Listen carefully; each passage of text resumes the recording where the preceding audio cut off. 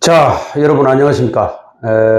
오늘은 정과라는 거 있죠, 정과. 제가 그 네이버 지식인에 이제 많은 답변을 남기다 보니까 질문하시는 분들이 상당히 많은 질문 중에 그래도 큰 부분을 차지하고 있는 게 정과에 대해서 많이 물어봅니다. 그래서 뭐 정과 때문에 비자 발급이 어렵다. 또 뭐 공무원 채용 시험에 어떤 영향을 미치냐. 뭐 여러 가지 질문이 있습니다. 그래서 거기에 대해서는 디테일하고 뭐 그런 부분에 대해서는 나중에 기획 시리즈로 따로 컨텐츠를 만들어서 제공해 드릴 것을 약속을 드리고, 오늘은 과연 정과, 뭐 일반적으로 정과자, 뭐 쟤는 별이 몇 개다 이런 말 많이 들어보셨죠?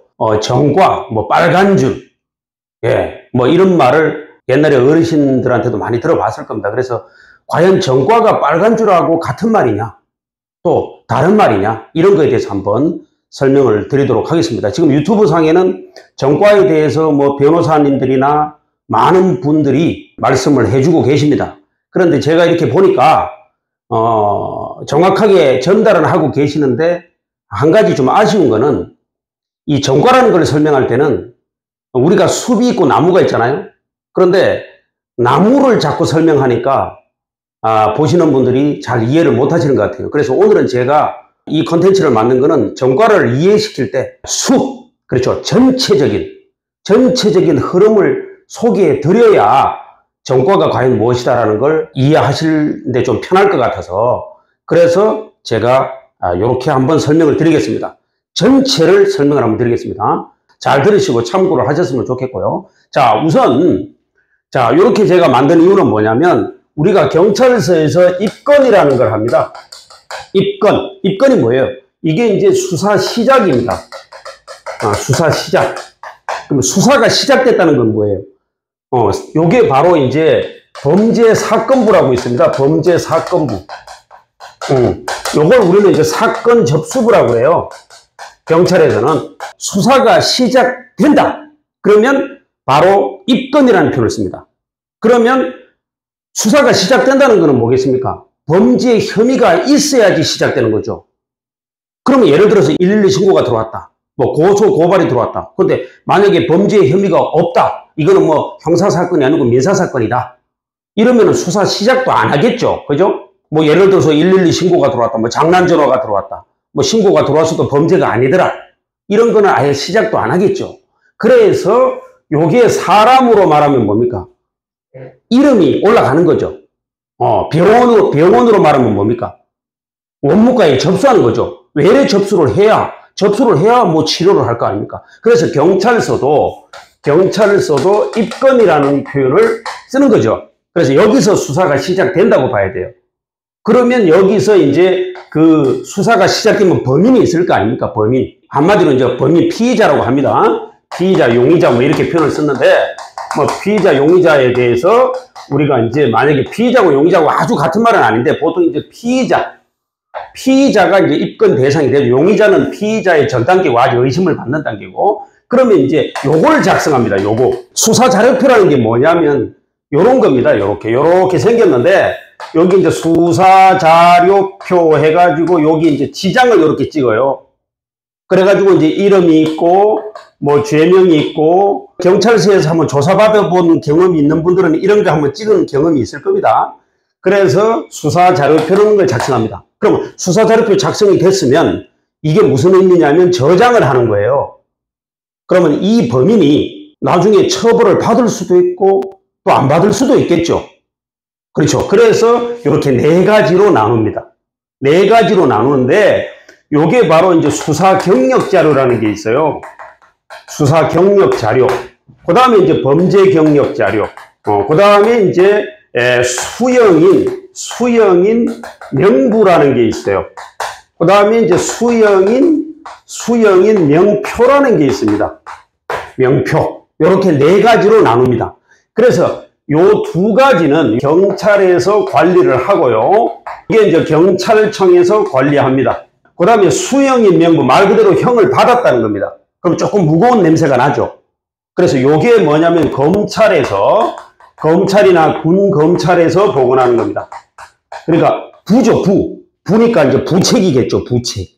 그죠? 그 다음에 이제 수형의 명표. 요게 이제 동사무소. 그러니까 이제 민원센터죠. 요새로 말하면. 동사무소 이런 데서 보관하는 주민등록표라든가 이런 겁니다. 그래서 요 두 가지 있죠? 그리고 요거는 검찰에서 보관하고 요건 동사무소에서 보관합니다. 보통. 그래서 요 두 가지는 좀 무거운 겁니다. 그러니까. 그래서 자격정지 이상입니다. 요거는 자격정지 이상.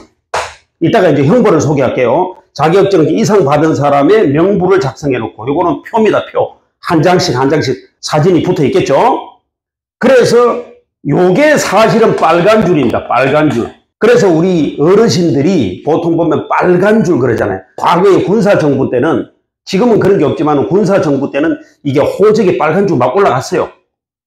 그래서 이게 빨간 줄입니다. 그러니까 이거는 솔직히 여기서 많이 형벌이 세게 맞은 거야. 쉽게 얘기하면 세게 맞은 거야. 그럼 요거는 이제 검찰에서 가지고 있죠. 검찰에서. 그 다음에 이제 경찰에서 보관하고 있는 게 이겁니다. 그래서 요게 이제 벌금 이상이에요. 요거는 자격정지 이상. 이렇게 되죠. 그래서 정과라고 하는 거는 요걸 제외하고 범죄 경력 자료 요거 하고, 그 다음에 수형의 명부 요거 하고, 요거 수형의 명표를 말합니다. 그래서 요 세 가지를 정과라고 합니다. 요 세 가지를 정과자. 그래서 우리가 정과자 제 별이 몇 개다 이런 게 바로 요겁니다. 근데 빨간 줄 올라갔다 이거는 제외입니다. 그러니까 쉽게 말하면 우리나라 전 국민 성인들 전 국민 중에 4명 중에 1명은 벌금 한번 내본 경력이 있다 그러잖아요. 나는 벌금 냈는데 정과자 아니냐? 이렇게 말씀하시는 것 같은데, 벌금도 사실 정과예요.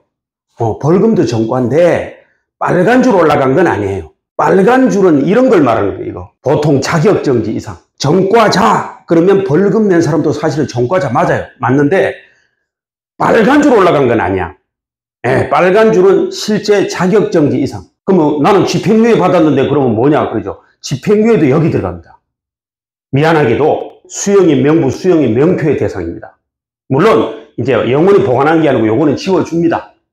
그거는 네이버 검색하면 뭐 집행유예는 뭐 예를 들어서 요건이 있죠. 얼마 지나면 없애준다. 이런 거는 뭐 네이버 검색하면 다 나옵니다. 자, 그러면 이제 문제는 이거죠. 그럼 나는 벌금 낸 적이 있는데 나는 정과자냐? 예, 정과자는 맞아요. 그래서 요거는 영원히, 미안하지만 영원히, 그러니까 요거 이상이죠. 벌금 이상이니까 요거 다 들어가는 거죠. 그러니까 이게 이제 쉽게 말하면 컴퓨터 자료예요. 이 파일로 보관한다는 거예요. 경찰청에서 영원히 보관한다는 겁니다. 이게. 왜 보관하겠어요? 기분 나쁘게 왜 보관하겠습니까?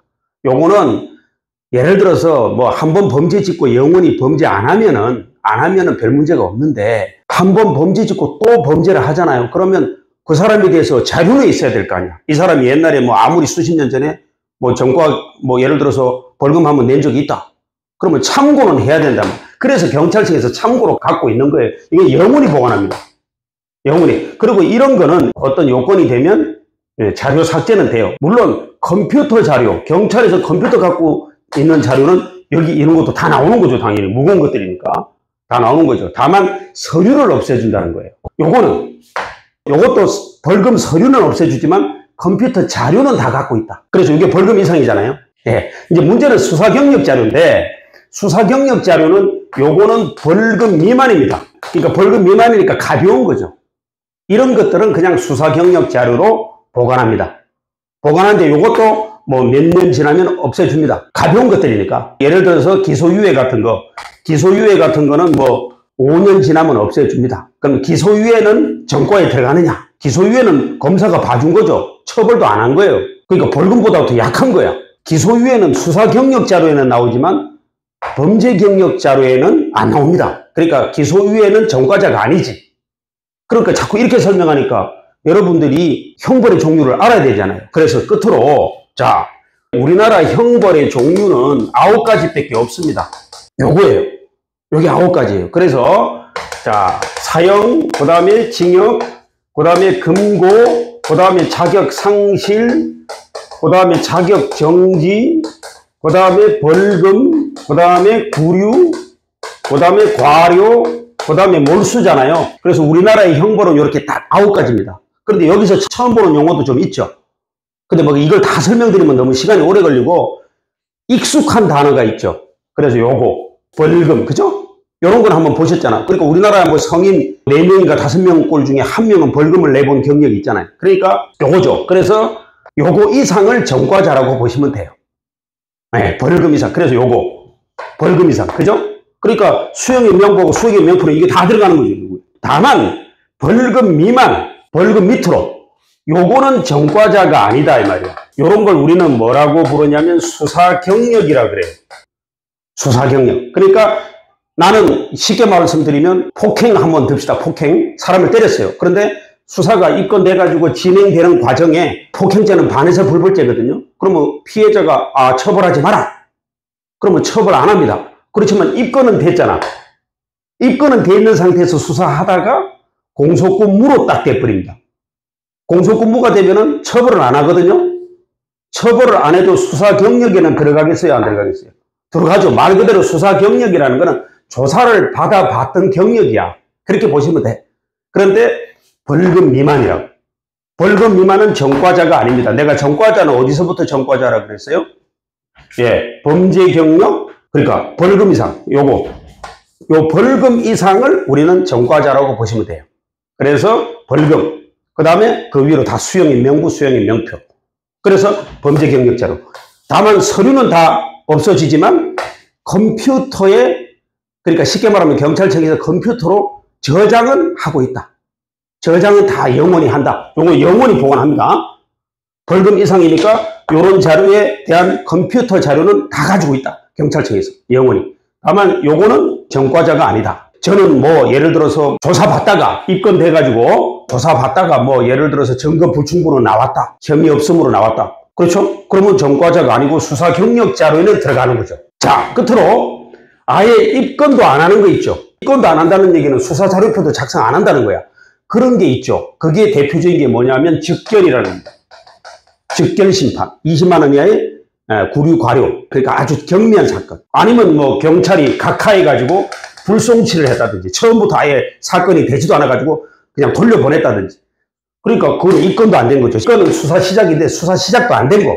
이런 것들은 아예 처음부터 잘라버리기 때문에 그런 거는 아예 아무것도 기록이 안 돼 있죠. 이렇게 이해를 해주시면 됩니다. 예. 그래서 다음 강의 때는 또 앞으로 뭐 예를 들어서 이런 전과가 있을 때는 뭐 비자 발급 제한을 받느냐, 또 남인 내 전과를 조회해 볼 수 있느냐, 또 외국 여행 갈 때는 또 이 전과가 문제되지 않느냐, 공무원 시험을 볼 때는 문제되지 않느냐, 이런 여러 가지 궁금증이 있죠. 그런 거는 나중에 기획 시리즈로 다음에 컨텐츠를 제작할 때 또 충분히 전달해 드릴 것을 약속을 드리고, 오늘은 전과에 대해서